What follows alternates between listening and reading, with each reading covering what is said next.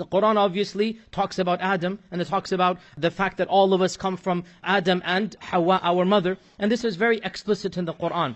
Of course, the theory of evolution does not accept this basic premise. So there are some people who want to believe in the Quran. They want to remain Muslim. We're happy at that attitude. But then they try to force the theory of evolution into the Quran. And they do this by some radical manners. What I'm criticizing here is the claim that some Muslims have that, oh, we don't have to believe in the story of Adam. Just like the Jews and Christians, they pick and choose from their Bible, their Torah, the Old Testament, so too we can pick and choose. Or they say, the story of Adam is allegorical, it's not real.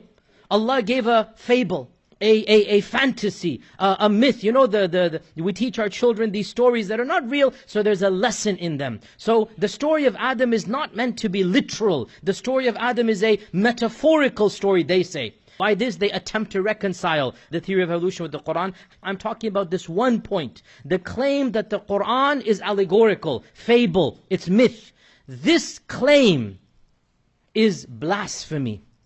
The claim that we Muslims need to pick and choose sections of the Quran to believe in is the essence of rejecting the Quran. Allah says in the Quran, أَفَتُؤْمِنُونَ بِبَعْضِ الْكِتَابِ وَتَكْفُرُونَ بِبَعْضِ. Are you going to pick and choose some of the book and reject others? Are you going to be the judge of what you should accept and what you should reject? Allah says in the Quran, O you who believe, enter into Islam completely. It's a package deal. You don't get to pick and choose which verse you want, which verse you don't. This is not submission to Allah subhanahu wa ta'ala. The claim that the Quran is metaphorical, it is allegorical. The claim that the Quran is a bunch of stories. This is the exact claim that Abu Lahab said when he heard the Quran. In هذا إلا أساطير الأولين. These are stories. These are fables. No Muslim ever believed that the Quran is fables. Now these pseudo-intellectuals are coming along, and because they somehow want to preserve their iman, and they somehow want to preserve their understanding of science, they say, oh, we can pick and choose what we want from the Quran. No.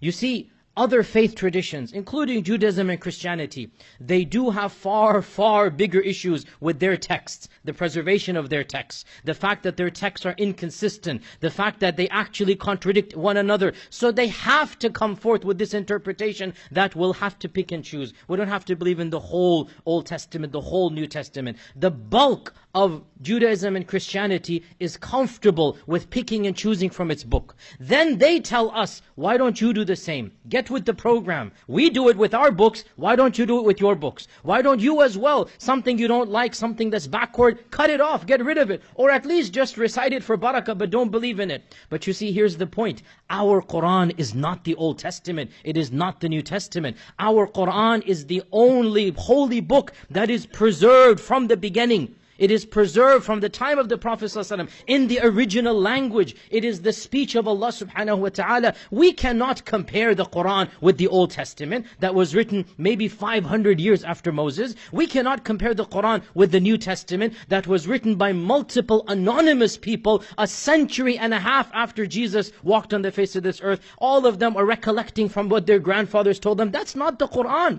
The Quran has been preserved from the beginning in the original language. And Allah subhanahu wa ta'ala spoke it to Jibreel, who spoke it to the Prophet sallallahu alaihi wasallam. The speech of Allah is not allegory. The speech of Allah is not metaphor. It's not symbolism. Allah says in the Quran, وَمَنْ أَصْدَقُ مِنَ اللَّهِ قِيلًا وَمَنْ أَصْدَقُ مِنَ اللَّهِ حَدِيثًا. Who speaks more truth than Allah? No one. Who speaks more truthfully than Allah? No one speaks more truthfully than Allah. Allah does not lie. A'udhu billah. Allah does not deceive. What Allah says is real. So if Allah Azza wa Jal wanted to say that the story of Adam was metaphorical, He would have said it as He has set up metaphors in the Quran. ضَرَبَ اللَّهُ مَثَلًا. Allah has given you a parable, and He gives the parable. If Allah had wanted to make the Adam story a parable, He would have made it a parable, but He didn't.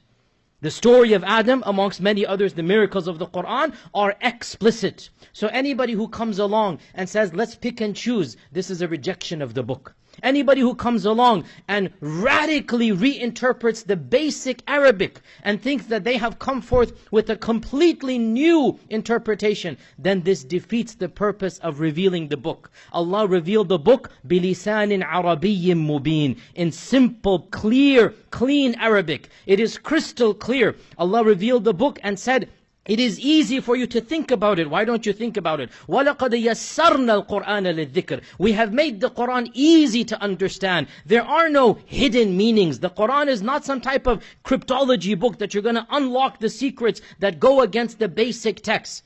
True.